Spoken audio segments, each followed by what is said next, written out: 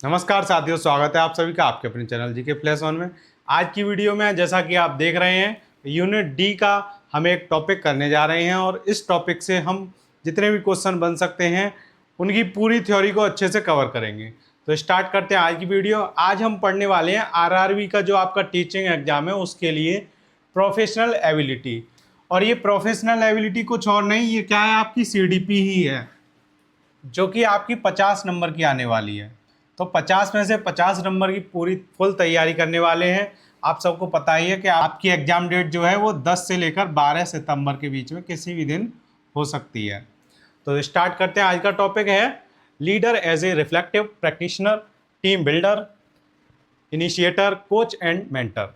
तो ये 5 लीडर के गुण हैं और इन पांचों गुणों को हम जानेंगे। उससे पहले ये जान लेते हैं लीडर होता क्या है। तो लीडर की एक छोटी सी डेफिनेशन मैंने लिखी है। वैसे आप सबको पता ही है कि एक लीडर की भूमिका बहुआयामी होती है, यानी कि ये नहीं है कि केवल एक ही भूमिका है उसकी, बहुआयामी है, बहुत सारी होती हैं। वह केवल निर्देश देने वाला नहीं होता। मैंने ये एक छोटी सी लाइन इसलिए लिखी है कि सबको ऐसा लगता है कि लीडर वही होता है जो निर्देश देता है, उसको कुछ करना नहीं होता है। तो केवल इसी बात से आप समझ जाइए कि केवल लीडर वो नहीं होता है जो निर्देश देता है। लीडर की बहुत सारी भूमिकाएं होती हैं और उन्हीं भूमिकाओं के बारे में हमसे ये इस यूनिट में पूछा गया है, जिसका नाम है कि लीडर एक तो रिफ्लेक्टिव प्रैक्टिशनर की तरह होना चाहिए और टीम बिल्डर की तरह, इनिशिएटर की तरह, कोच की तरह, मेंटर की तरह। तो इन सबको हम एक एक करके समझेंगे। तो आगे मैंने यहाँ पे लिखा है, एक प्रभावी लीडर में 5 प्रमुख गुण होते हैं। तो कौन कौन से 5 प्रमुख गुण होते हैं जो ये इसने अपने सिलेबस में दिया है आरआरबी ने, वही 5 प्रमुख गुण होते हैं एक लीडर के। तो ये पांचों गुण को एक एक करके हम समझेंगे थ्योरी में। अब ये आप सबका नाम देख लीजिए क्या क्या है। पहला है रिफ्लेक्टिव प्रैक्टिशनर, जिसको हिंदी में बोलेंगे हम चिंतनशील अभ्यासी। दूसरा है टीम बिल्डर, और जिसको हिंदी में टीम निर्माता कहेंगे। तीसरा है इनिशिएटर, जिसको आरंभकर्ता कहेंगे। चौथा है कोच। पांचवा है मेंटर। तो अब इन पांचों को अच्छे से समझेंगे। उससे पहले आप ये समझ लीजिए कि ये जो लीडर है वो ये इसके 5 गुण हैं। तो ये प्रकार नहीं है उसके, ये उसके गुण हैं। तो पांचों ही गुण एक लीडर में होने चाहिए, लेकिन वो लीडर किस टाइप का है, जो गुण उसमें ज़्यादा होगा उसी टाइप का वो लीडर का प्रकार हो जाएगा। लीडर के प्रकार भी अलग हैं, वो हम अगली वीडियो में देखेंगे। आज केवल जो सिलेबस में आपके दिया है उसी को समझेंगे और उससे किस किस प्रकार की थ्योरी से हम समझ सकते हैं, इन पांचों गुणों को अच्छे से जानेंगे।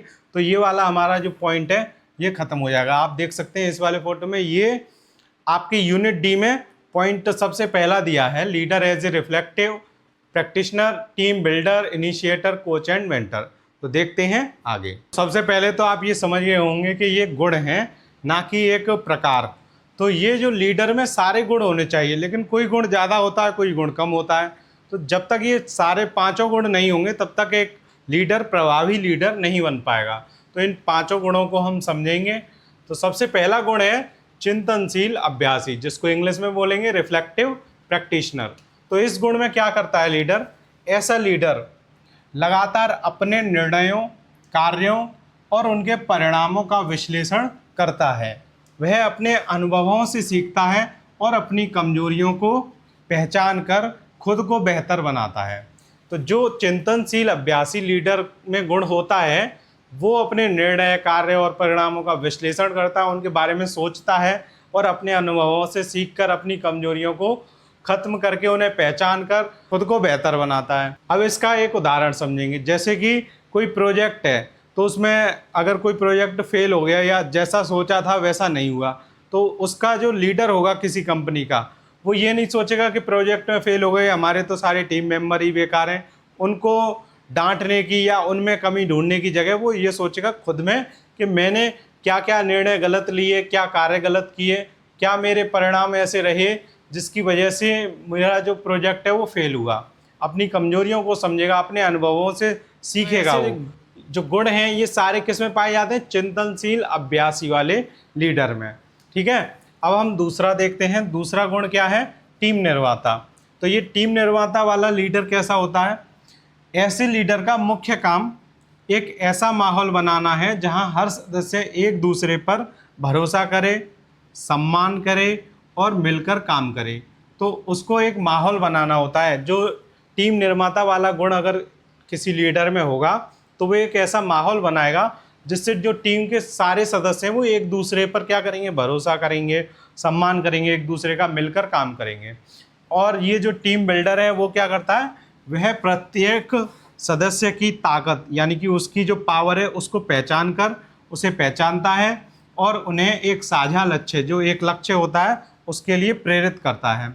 कोई एक लक्ष्य है, सबकी ताकत पहचान ली, सबको उनके अनुसार काम बता दिया कि आपका ये काम है, आपका ये काम है, और सबको एक लक्ष्य पर मिलकर और एक दूसरे पर भरोसा करके सम्मान के साथ काम करना गुण है वही टीम निर्माता वाले लीडर में पाया जाता है। तो वो लीडर क्या कहलाएगा, leader as a team builder. ठीक है, तो हम तीसरा गुण देखेंगे। तीसरा गुण दिया है आरंभकर्ता यानी कि इनिशिएटर। तो लीडर एज ए इनिशिएटर कैसा होता है वो समझेंगे अब हम। ऐसा लीडर नए विचारों और कार्यों को शुरू करने में पहल करता है। तो कोई भी नए विचार हों या कोई कार्य हों, उनको शुरू करने में पहल करने वाला लीडर, उसमें कौन सा गुण पाया जाता है, इनिशिएटर का, आरंभकर्ता का। वह सक्रिय रूप से अवसरों की तलाश करता है। ऐसा नहीं है कि मैं तो लीडर हूँ, मैं तो कुछ करूँगा ही नहीं। वो सक्रिय रहता है यानी कि एक्टिव रहता है और एक्टिव होकर अवसरों की तलाश खुद करता है, ना कि बैठ गया कि चलो हमारी तो टीम देखेगी, हमें तो कुछ नहीं करना, हम तो लीडर हैं तो हमें क्या करना। लेकिन वो ऐसा नहीं करता। जो आरंभकर्ता वाला गुण होता है लीडर में, वो क्या करता है, सक्रिय रूप से अवसरों की तलाश करता है। वह जोखिम लेने से डरता नहीं है। अगर बाजार में कोई कंपनी में नई चीज़ आई है तो सबसे पहले करने की वही सोचेगा कि ऐसा नहीं है मार्केट में कोई और उसको पहले कर ले। तो वो नई चीज़ें कोई भी आ जाए मार्केट में, उनको करने में, उसको जोखिम लेने में डर नहीं लगता, तो वो डरता भी नहीं है। इनोवेशन यानी कि नवाचार। तो नवाचार के लिए कोई भी नए कार्य हों, उनको हम कहते हैं कि जो चीज़ें अभी तक मार्केट में नहीं आई हैं, नए नए थॉट, नए नए आइडिया, उनको करने के लिए, नवाचार के लिए टीम के जितने भी मेंबर हैं उनको क्या करता है, वो प्रोत्साहित करता है। तो ये आरंभकर्ता वाला गुण हो गया। तो ये तीनों गुण हैं। ऐसा नहीं है कि एक ही गुण पाया जाएगा एक लीडर में। एक लीडर में जब ये पांचों गुण होंगे तभी वो प्रभावी लीडर होगा। लेकिन कोई गुण ज़्यादा होगा, कोई कम होगा। तो जो गुण ज़्यादा होगा उसी का टाइप का वो लीडर क्या कहलाएगा, एज ए लीडर। जैसे टीम बिल्डर कहते हैं, एज अ रिफ्लेक्टिव प्रैक्टिशनर कहते हैं। तो इस तरीके से उस लीडर को हम किसी भी रूप में देख सकते हैं। अब देखते हैं हम लास्ट के जो दो बचे हुए हमारे लीडर के गुण हैं उनको, फिर हमारी ये क्लास ओवर हो जाएगी। अब हम देखेंगे लीडर एज ए कोच। तो ये एक लीडर का गुण कैसा होता है, इसमें लीडर क्या करता है वो समझेंगे। तो ऐसा लीडर जिसमें कोच का गुण पाया जाता है, वो अपनी टीम के सदस्यों को उनके कौशल और क्षमता को विकसित करने में मदद करता है। तो क्या जो टीम के सदस्य हैं उनके कौशल क्षमता को विकसित करने में मदद करता है। कैसा लीडर, जिसमें कोच वाला गुण पाया जाता है। वह समाधान नहीं देता।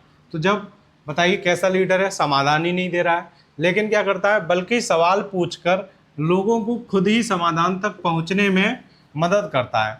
तो ये समाधान डायरेक्टली नहीं देता है अपने सदस्यों को, टीम के सदस्य हो या कोई भी हो, उससे सवाल पूछने आए कि इसका क्या सॉल्यूशन होगा, तो वो क्या करेगा कि खुद ही समाधान तक पहुंचने में मदद करेगा कि आप इसका खुद ही सॉल्यूशन ढूंढिए कि कैसे इस समस्या का समाधान कर सकते हैं।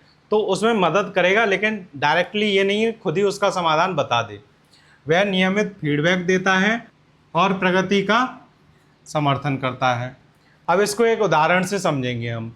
जैसे मान लीजिए कोई टीम का मेंबर आता है कि सर ऐसे ऐसी प्रॉब्लम आ रही है और ये काम मुझ पे टाइम पर नहीं हो पाएगा।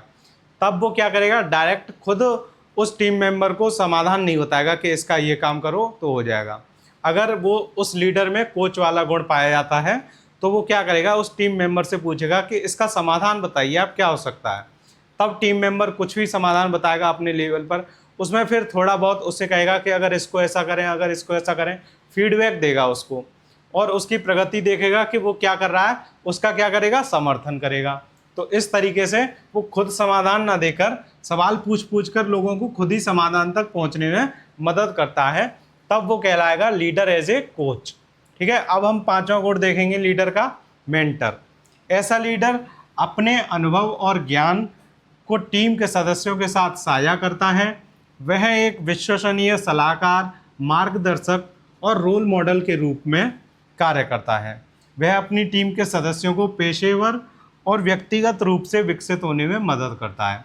तो अगर कोई लीडर एक रोल मॉडल, मार्गदर्शक या विश्वसनीय सलाहकार के रूप में कार्य कर रहा है तो वो क्या कहलाएगा, लीडर एज अ मेंटर। तो ऐसे लीडर अपने अनुभव और जो भी उनकी नॉलेज होती है उसको टीम के सदस्यों के साथ साझा करते हैं, जिससे कि टीम अच्छे से अच्छा कार्य कर पाए। और ये रोल मॉडल का मतलब आप जानते हैं कि लीडर खुद ऐसे कार्य करेगा जिससे टीम के जितने भी सदस्य हैं वो उसको फॉलो करें।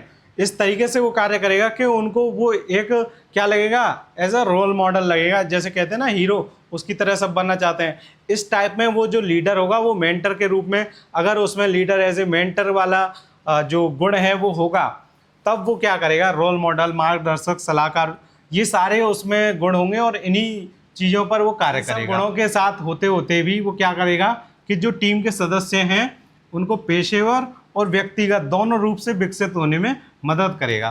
क्योंकि एक मार्गदर्शक और एक विश्वसनीय सलाहकार हो, रोल मॉडल हो, ये और किसी का ऐसा गुण हो कि वो अपने अनुभव और ज्ञान किसी के साथ साझा कर रहा है, तो वो यही चाहता होगा कि जो उसके सदस्य हैं वो अपनी कंपनी में भी कुछ अच्छा करें और पर्सनली भी कुछ लाइफ में अच्छा करें और पहले से बेटर हों। तो ये पांचों गुण अगर किसी लीडर में पाए जाएंगे तो वो क्या, एक प्रभावी लीडर होगा। और यहाँ पर लीडर का अगर मैं हिंदी में मतलब बताऊं तो वो कौन है, नेतृत्व करता। ये नहीं है कि आप ये नेता समझ लें जो पार्टी में चुनाव वगैरह लड़ते हैं, वो वाले नहीं, ठीक है। तो आपको इसको अच्छे से समझना है कि लीडर को जो हमने पांचों गुण देखे हैं, ये पांचों ही गुण लीडर में होने चाहिए। ये लीडर के प्रकार नहीं है, ये लीडर के गुण हैं।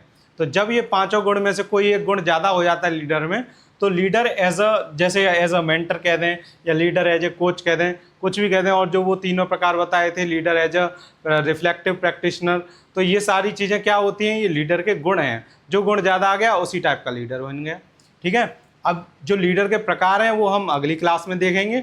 आपको जो भी ये बोर्ड पे बताया जा रहा है उसको आप अपनी कॉपी पर नोट डाउन कर लें। ये ना सोचें कि इसकी हमें PDF मिले।